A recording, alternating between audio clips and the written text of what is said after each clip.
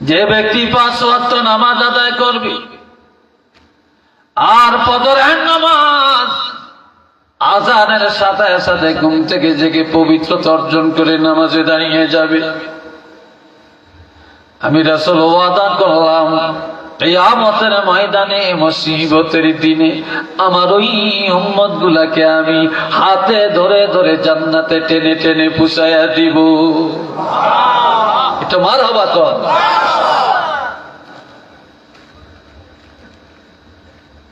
দুই ওয়াক্ত নামাজ ঠিক করেন। কয় ওয়াক্ত? চিল্লিয়ে বলেন। 3 ওয়াক্তের কথা বললাম না, 2 ওয়াক্ত ঠিক করেন, বাকি 3 ওয়াক্ত সহজ। বাকি 3 ওয়াক্ত সহজ, 2 ওয়াক্ত ঠিক করেন। আকিমিস সালাতা লিদুলুকিশ শামসি ইলা ওয়াসাকিল লাইলি ওয়া কুরআনাল ফাজর ইন্না কুরআনাল ফাজরি কানা মাশহুদা। আপনারা আর কি চান? একজন উঠে হিটের দিকে চান। আমি সরি সরি কইতে পারি না, তালিবালি কইতে পারি না, তারে তারে পারি না, গজল মজল পারি না। আবার পারি না যে তা না, এটি ওয়াজের মধ্যে, এটা আমি অভ্যস্ত না। কথা বুঝছেন? এ ভাইয়েরা, আমার আল্লাহ বলেন সূর্য যখন পশ্চিম আকাশের মধ্যে ডুবে যায় তখন আসরের নামাজ কায়েম করো। ইলা ওয়াসাকিল লাইল, রাত্রের কঠিন অন্ধকার আসা পর্যন্ত, এর অর্থ মাগরিব আর এশার নামাজ। ওয়া কুরআনাল ফাজর, যখন ফজরের সময় হয় মুয়াজ্জিন আযান দেয়, ঘুম থেকে জাগিয়া ফজরের নামাজে দাঁড়িয়ে যাও, ইমামের পিছনে দাঁড়িয়ে দাঁড়িয়ে ফজরের কেরাত শুনো। ইন্না কুরআনাল ফাজরি কানা মাশহুদা, যখন ফজরের নামাজে দাঁড়িয়ে যাইবা জানিয়া রাখো আল্লাহ পাকের লক্ষ লক্ষ রহমতের ফেরেশতারা ফজরের নামাজের মধ্যে সাক্ষী হয়ে যাবে।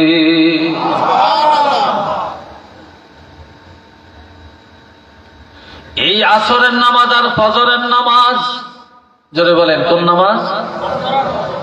সবাই বলেন কোন নামাজ? আসরের নামাজ আর ফজরের নামাজ। এই 2 নামাজের মধ্যে যারা অবহেলা করবে না, আসর আর ফজর তাদের ঠিক, বাকি জোহর মাগরিব এশা সহজ। যার আসরের নামাজ আদায় করা কঠিন, ফজরের নামাজ আদায় করা কঠিন, বাকি 3 ওয়াক্ত তার জন্য কঠিন, কিন্তু ফজর আর আসর যার কাছে সহজ তার কাছে বাকি 3 ওয়াক্ত আরো পানির মতো। এই জন্য বলছে এই 2 ওয়াক্ত নামাজ ঠিক করো, তাহলেই তোমরা নামাজি হয়ে যাবে, তোমরা খাঁটি মুত্তাকিন হয়ে যাবে। আর এক হাদিসে আমার রাসূল বলেছেন, সূর্য ডুবার আগের নামাজ অর্থাৎ আসরের নামাজ যদি তোমরা কায়েম করো, আর সূর্য উদয়ের আগের নামাজ অর্থাৎ ফজরের নামাজ যদি তোমরা আদায় করো, আমি রাসূল ঘোষণা দিলাম তোমাদের এই দেহটা জাহান্নামের আগুনে জ্বলবে না, জ্বলবে না।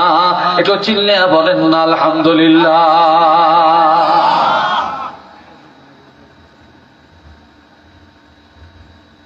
আমার বাবাজিরা,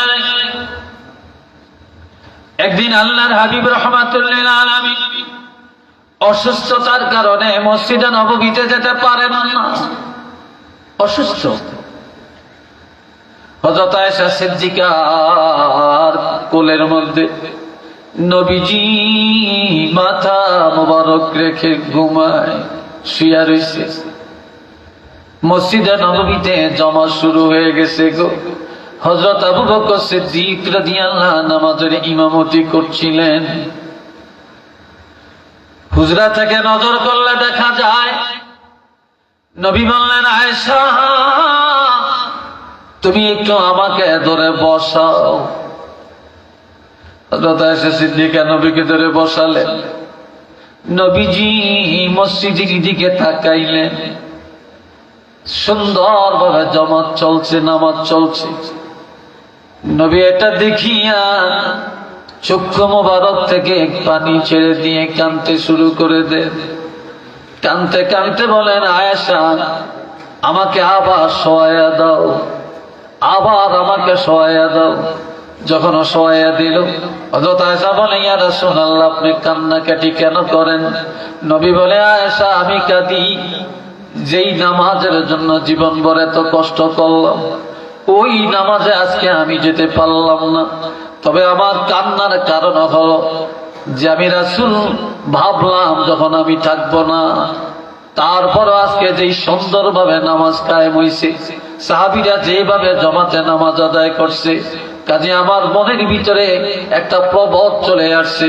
আমি ধারণা করলাম আমি রাসূল না থাকলেও জামাত কোনোদিন বন্ধ হবে না। একটু চিল্লে বলেন না সুবহানাল্লাহ।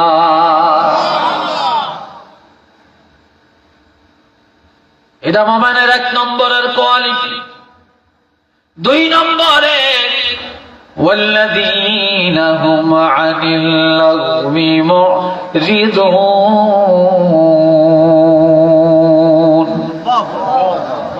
ওইসান হেবিসা হা এটাকে বলে পরশ্রীকাতরতা। বাবাজিরা রে,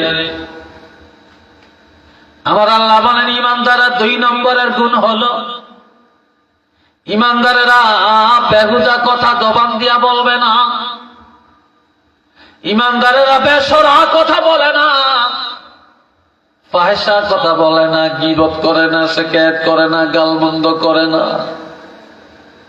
ঈমানদারেরা জবানে মিথ্যা বলে না, ঈমানদারেরা নবীর বিরুদ্ধে বলে না, আল্লাহর বিরুদ্ধে বলে না, আলেমের বিরুদ্ধে বলে না, ওলি আল্লাহর বিরুদ্ধে বলে না। ঈমানদারেরা তাদের জবানটাকে সব সময় হেফাজত করে রাখে। আর জবান হেফাজত এটা হলো সবচেয়ে বড় তাকওয়া, এটা সবচেয়ে বড় তাকওয়া। যারা জাহান্নামে যাবে জবানের কারণে যাবে, আর যারা জান্নাতে যাবে তারাও জবানের কারণে যাবে। বাবাজি জানে আমার 3 নম্বর, 3 والذين هم للزكاة فاعلون।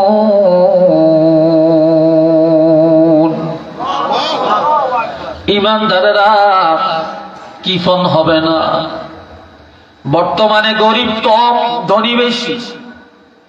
আর যারা গরিব ছিল তারা আজকে সবচেয়ে বড় ধনী। শহর বন্দর, গ্রামের গরিবেরা জায়গা কিনে বাড়ি করে অট্টালিকায় বাস করে। কেউ কোনোদিন ধারণা করতে পারে না তারা এত বড় লোক হবে।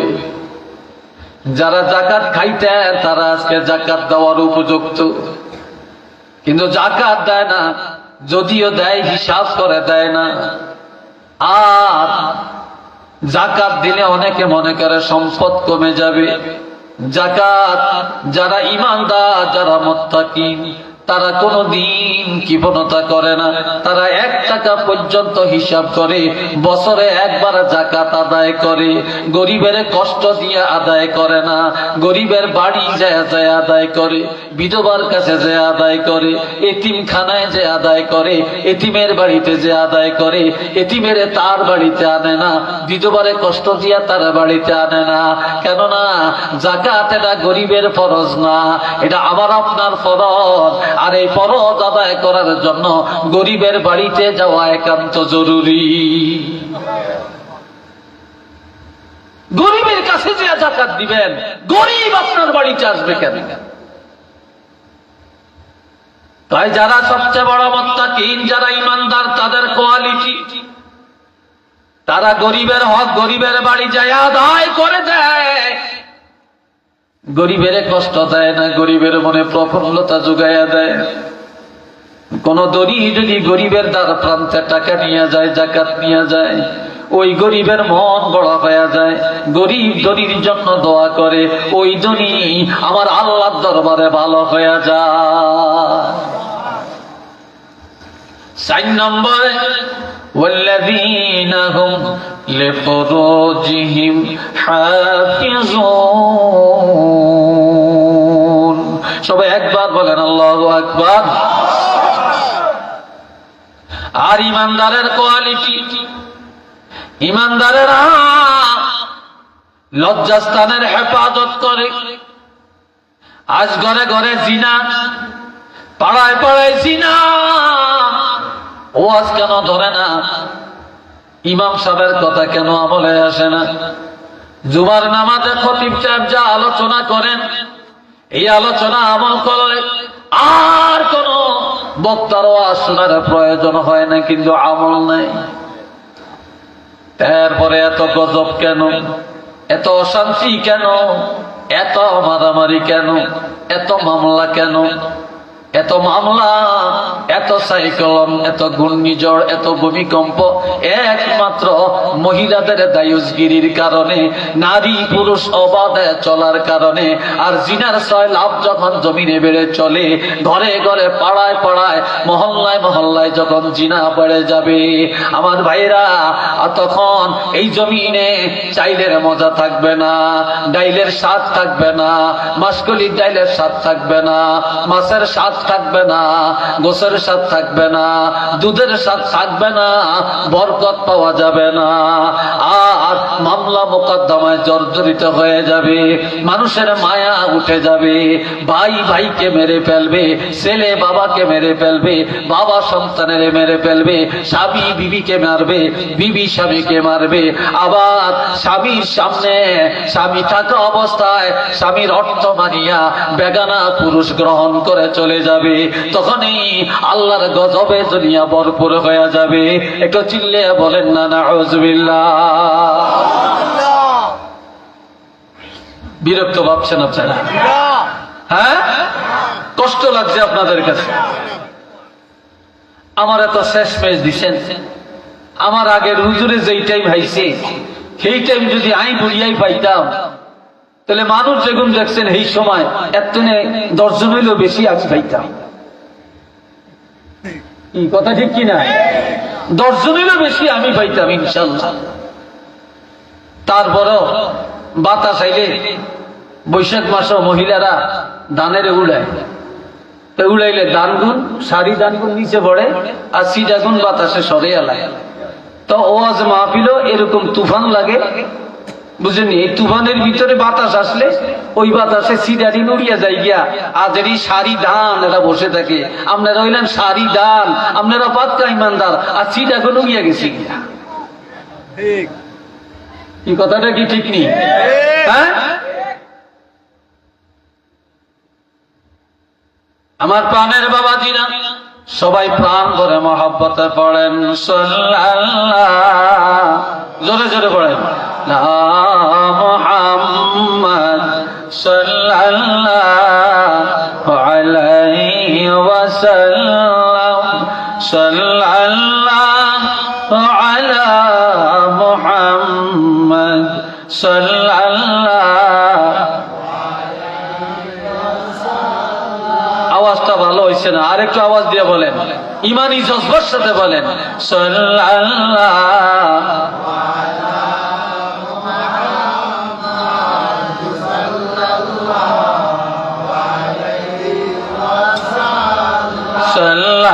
সাল্লাল্লাহু আলা মুহাম্মদ সাল্লাল্লাহু আলাইহি والذين هم لفروجهم حافظون। তবে ঈমানদারেরা তাদের লজ্জাস্থানে হেফাজত করে রাখে, লজ্জাস্থান হারাম কাজে ব্যবহার করে না, জিনার আড্ডায় তারা যায় না, ব্যভিচারিতে তারা যায় না, আল্লাহর ভয়ে তারা জিনা থেকে নিজকে বাঁচায় রাখে, লজ্জাস্থান হারাম কাজে ব্যবহার করে না।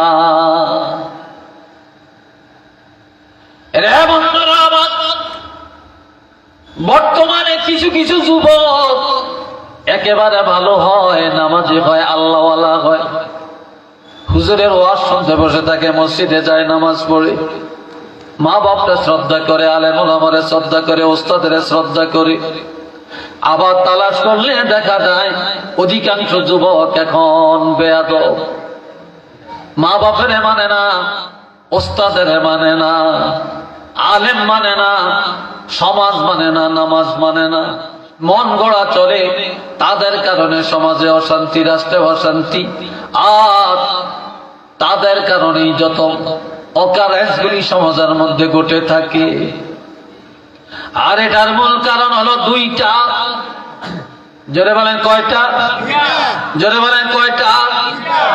এক নম্বরের কারণ, যেই বাবা সন্তান জন্ম দেন, যেই বাবার এক ফোঁটা নাপাক পানি দিয়া এই সন্তানটার জন্ম, এই বাবা খায় হারাম। বাবা বুঝি হালাল না, বাবায় খায় হারাম। সুদ খায়া সন্তান জন্ম দিছে, ঘুষ খায়া সন্তান জন্ম দিছে, পরের হক খায়া সন্তান জন্ম দিছে, জুলুমের টাকা খায়া সন্তান জন্ম দিছে, মিথ্যার আশ্রয় নিয়ে ব্যবসা করে ওই ব্যবসার টাকা খায়া সন্তান জন্ম দিছে। তাহলে এই বাবার বীর্যটা হইল হারাম, রক্ত মাংস হারাম। এই জন্য হারামের রক্ত, হারামের বীর্য। আর যেই মায়ের দেহের সন্তান, ওই মায়ের দেহেম পবিত্র না, ওই মা খায় হারাম। মা হলো দায়ুস, মা সন্তানে পেটে নিয়ে ঘরে থাকে না, রাস্তায় রাস্তায় দৌড়ায়, হাটে বাজারে দৌড়ায়, শহরে বন্দরে দৌড়ায়, বিয়ার আসরের মধ্যে যায়, পিকনিকে যায়, রাজনীতির ময়দানে যায়। এই মহিলারা দায়ুস হয়ে যাওয়ার কারণে আর বাবার উপার্জন হারাম পথে হওয়ার কারণে সন্তানেরা ভালো হয় না, ভালো হয় না। এই জন্য এখন আর আমরা নেককার সন্তান উপহার দিতে পারি না, সন্ত্রাসগুলি আমরা দুনিয়াতে রেখে যাই। কথা ঠিক না? কসম করে বললাম, আল্লাহর কোরআন হাতে, আপনি হালাল খেয়ে সন্তান জন্ম দেন, আর মা বোনের পর্দা করেন, আপনিও পর্দা করেন, লজ্জাস্থান হেফাজত করেন। আপনার ঘরে আল্লাহ আড়াই বাণী রলি আল্লাহ পাঠাইয়া দিবেন, সরসিনার আল্লাহ রলি পাঠাইয়া দিবেন, সোনাকান্দার আল্লাহ রলি পাঠাবেন, দামচি রলি আল্লাহ পাঠাবেন। আমার ভাইরা, হযরত শাহজালালের উত্তরসূরি আপনার ঘরের থেকে আল্লাহ পাঠাইয়া দিবেন। একটু চিল্লে বলেন না সুবহানাল্লাহ। আপনাদের এই ওঠাড়া গ্রামে কয়েকজন আল্লাহর ওলির আস্তানা আছে। জোরে বলেন আছে কি নাই? আরো জোরে বলেন আছে কি নাই? এই দেশে ওলি আল্লাহ, এটা আল্লাহর রহমত। ওলি আল্লাহর আস্তানা, এটা আল্লাহর রহমত। সিলেটের জমিন আজকে ধন্য, 360টা ওলিয়ার আস্তানা, হযরত শাহজালাল আল্লাহর ওলির আস্তানা।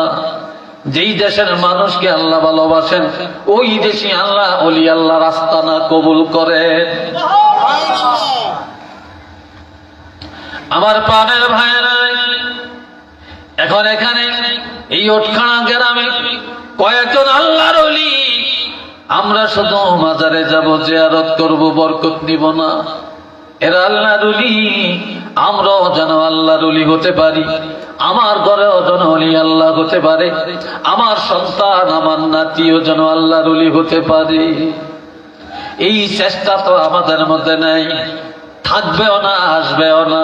তার কারণ মানুষ বর্তমানে যেইভাবে চলছে, পরিবার, সমাজ, এরপরে ব্যবসা, রাজনীতি, সমাজনীতি, রাষ্ট্রনীতি, আন্তর্জাতিক নীতি যেভাবে চলছে রে ভাই, এই দেশে ভালো কিছুর আশা আর করা যাবে না।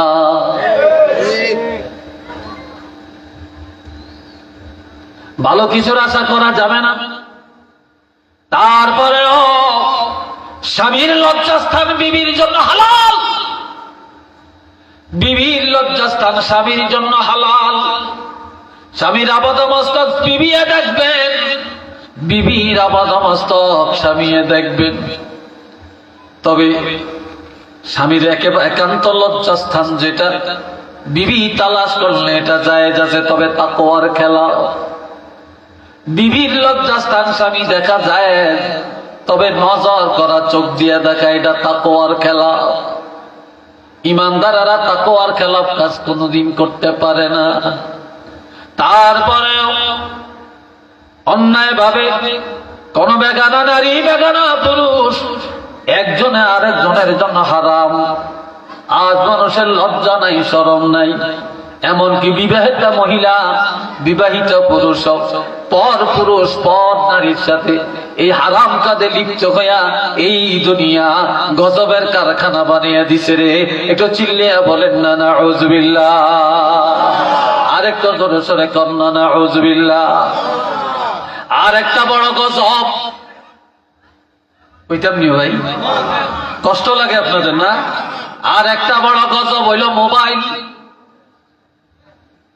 এটার মতো বড় গজব আর একটা আছে কিনা জানি না।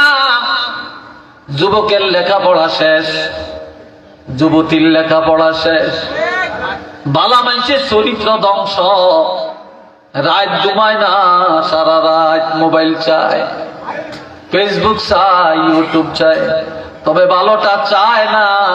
খারাপ খারাপ ছবিগুলি, এত নোংরা ছবিগুলি, নোংরা পোস্টগুলি এই মোবাইলের মধ্যে দেখে আর পাওয়া যায় রে ভাই। ঈমান রাখা বড় কঠিন হয়ে গেছে রে, যার জন্য নামাজ নাই, আল্লাহর ভয় নাই। এখন মোবাইলে ছোট ছোট বাচ্চারা যদি মোবাইল না দেয় তারা ভাতও খায় না। কথা ঠিক না? তারা ভাতও খাইতে চায় না। মা মোবাইলটা হাতে দিয়ে দেয়, খেলা দেখায়, আরেকদিকে মা মুখের মধ্যে খানা ঢুকায়। এই মোবাইলে নামাজ শেষ, আর এই মোবাইলে যত দুর্ঘটনা। মোবাইলে হয় চুরির কন্টাক্ট, মোবাইলে হয় ডাকাতির কন্টাক্ট, মোবাইলে পরে স্ত্রীর সাথে কন্টাক্ট করে তারা অন্যায় পথে চলে যায়। স্বামী তালাক প্রাপ্ত হয়, বিবি তালাক প্রাপ্ত হয়ে যায় এই মোবাইলের কারণে। গাঞ্জার আড্ডাখানা, মদের আড্ডাখানা, জিনার কন্টাক্ট, এই সব এই মোবাইলের দ্বারা এখন করতে সম্ভব। একটু চিল্লে বলেন না রে ভাই নাউযুবিল্লাহ। তবে কিছু বাবা একেবারে বালা, কিছু বড় ভাই একেবারে ভালো, কিছু দুলাভাই একেবারে ভালো। কতগুলি বাবা ডাকায়, কতগুলি দুলাভাই বড় ডাকায়, কতগুলি বড় ভাই বড় ডাকায়। বড় ভাই বিদেশ থাকে, ছোট ভাই ফোন করেছে, ভাই আমার একটা মোবাইল দাও। আমার ছোট ভাই একটা মোবাইল চাইছে, না দেই কেমনে? এই বড় ভাইটা ডাকায়। বাবা বিদেশ থাকে, ছেলে বলে বাবা আমার মোবাইলের দরকার, 30,000 টাকা দামের একটা টাচ মোবাইল, অ্যান্ড্রয়েড একটা সেট পাঠিয়ে দিল। আহা বাবা বড় সন্ত্রাস, বড় ডাকায়। দুলাভাইয়ের কাছে শালায় ফোন দিল, দুলাভাই তোমার কাছে কিছু চাই না, একটা মোবাইল চাই। দুলাভাই কয় শালায় তো কিছু চাই না, একটা মোবাইল চাইলো, না দেই কেমনে? তার বৈধ আমার ঘরে। দুলাভাই জাক জমকের একটা মোবাইল পাঠিয়ে দেয়, আর এই মোবাইল দিয়া তারা ডাকাত বানাইলো, লেখাপড়া শেষ করাইলো, বেনমাজি বানাইলো, দোকাবাজ বানাইলো, জিনাখর বানাইলো, চোর বানাইলো, গুন্ডা বানাইলো, তার মৃত্যুক বানাইলো। আর তারপরে তাকে ওয়াজ মাহফিল থেকে দূরে সরাইলো, অলি আল্লাহ থেকে দূরে সরাইলো, মসজিদ থেকে দূরে সরাইয়া রাখলো। কাজে ওই দুলাভাইয়ের কারণে হলো, বাবার কারণে হইল, বড় ভাইয়ের কারণে হইল। ও দুলাভাই, ও বাবা, ও বড় ভাই, এই তোমাদের কারণে সন্তান অন্যায় পথে গেল, সে জাহান্নামে যাবে আর তোমরাও জাহান্নামে যাবে।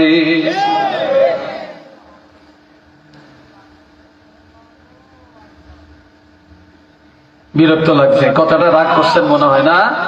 কথাটা রাগ করছেন মনে হয়। এরপরে আমার আল্লাহ বলেন 5 নম্বরে ইমানদারের কোয়ালিটি, ওয়াল্লাযীনা হুম লিআমানাতিহিম, আল্লাহু আকবার কন্যা। ইমানদারেরা আমানতদার হবে, আমানতের খেয়ানত করবে না, একজনের কথা আর একজনের কাছে বলবে না, অন্যের সম্পদ নিজের সম্পদ মনে করবে না। বর্তমানে যদি পারেন তাহলে মানুষের 10 টাকা দিয়া সাহায্য করিয়েন, চাওয়ারও দরকার নেই, দিয়া লাইছেন। তবে হাওলত দিয়া বন্ধুত্ব নষ্ট করিয়েন না, আর হাওলত দিয়া মামলা বাড়াইয়েন না। হাওলত দিলে অনেক সওয়াব হয়, কিন্তু বর্তমানে টাকা হাওলত নিয়া একেবারে দুশ্মনী সাজিয়ে দেয়। সালাম বন্ধ হয়ে যায়, কালাম বন্ধ হয়ে যায়, কথা বন্ধ হয়ে যায়, বন্ধুত্ব নষ্ট হয়ে যায়, একমাত্র মানুষের চরিত্রের কারণে। একটু চিল্লিয়ে বলেন না নাউযুবিল্লাহ। আর একটু জোরে কন্যা রে ভাই।